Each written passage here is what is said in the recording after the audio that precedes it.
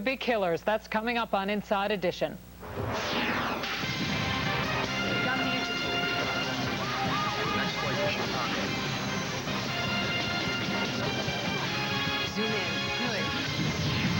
They're massive. They're intimidating. Millions are thrilled by these giant trucks bashing and smashing, but some of these souped-up monsters have raged out of control. Oh my God! They were all sitting ducks. That's amazing more people didn't get killed, really. Has a front row seat to a monster truck show turned into a view to a kill. Just one question. You gotta go live.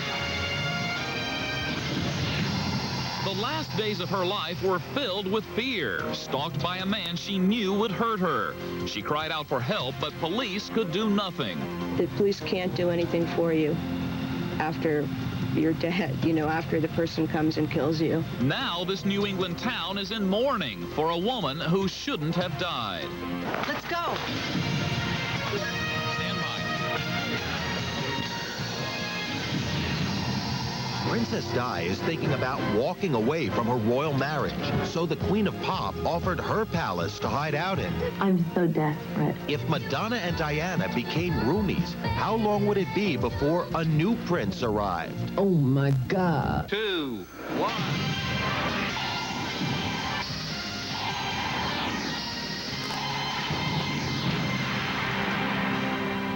Welcome to Inside Edition. We're glad you joined us. I'm Nancy Glass. Bill O'Reilly is on assignment. A little later, a woman is stabbed to death in broad daylight, but the law could do nothing to save her. And the material girl and the girl who has everything. Will Madonna and Princess Di be roommates? But first, monster truck fans get a thrill by watching drivers take seemingly death-defying chances. But now it seems it's the fans who are risking death by going to these events. Tony Cox has the story. If you want to know what monster trucks are all about, just listen to their names. Liquidator, Wrecker, Above and Beyond. They smash cars. I want to see it go to pieces.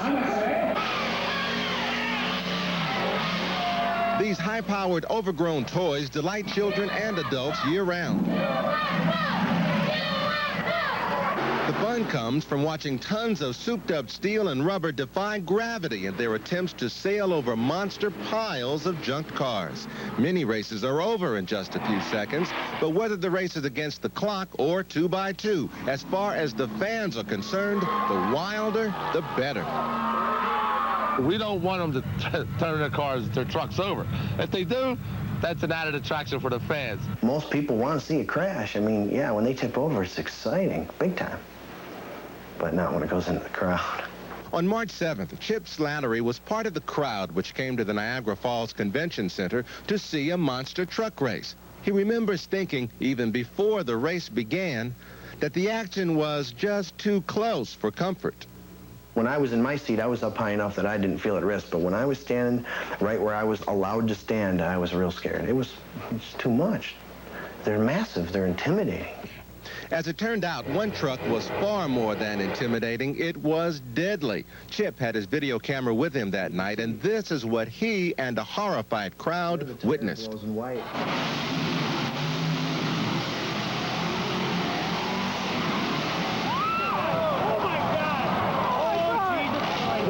Steve Pawlowski and his 10-year-old son, Jason, were also in the stands that night, near where the truck hit. I looked over, and I saw the truck push 3 or 4 other people out of the way, and I did all I could to keep Jason from looking over and seeing what was going on. This is what he would have seen. Steve blindly snapped this shot as he and Jason were desperately racing out of harm's way. The man is Lester Gilliam, who had just plucked a young child from certain death by the oncoming runaway truck. Moments later, the 82-year-old man was dead, run down by a monster truck. Miraculously, Gilliam was the only fatality, and there was only a handful of injuries, none of them serious. Did it hit people? Months later, Jason still has nightmares about it. I keep on seeing it coming up, and then I get a scare and wake up.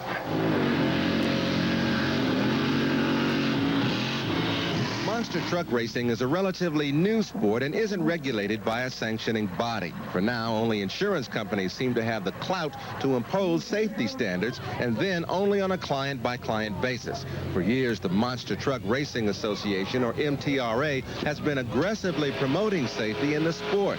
But membership by drivers and promoters is strictly voluntary, and the MTRA has no enforcement powers. We do our best to try and educate and have these people belong to our organization, but you can only do so much. George Carpenter says this was the first spectator fatality he's aware of out of thousands and thousands of monster truck races. And from what he knew of the event, all recommended safety precautions had been taken, right down to the presence of a switch that a person on the sidelines can press to cut off the ignition.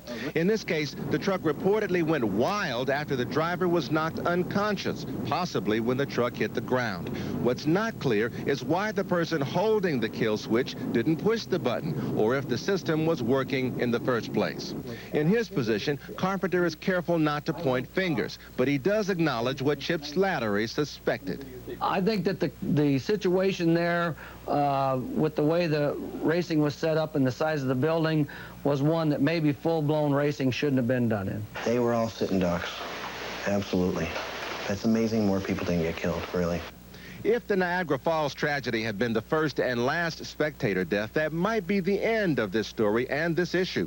But 3 months later to the day, tragedy struck again. This time, the victim was a 6-year-old boy named Todd Abbott. It happened at an outdoor speedway in Galesburg, Michigan. It was my assumption when I went out there that all those trucks had remote kill switches. Lynn's assumption was wrong. Coincidentally, the driver at Galesburg lost control when, like the driver at Niagara Falls, he was knocked unconscious. Reportedly, the driver passed out after landing off his last set of cars. Suddenly, the truck veered radically, hit a parked car, and was launched toward the bleachers. Todd was standing in the aisle, hoping to get an autograph from his favorite driver. His father was taking pictures nearby. And he busted through the fence. I went to look for my kids, and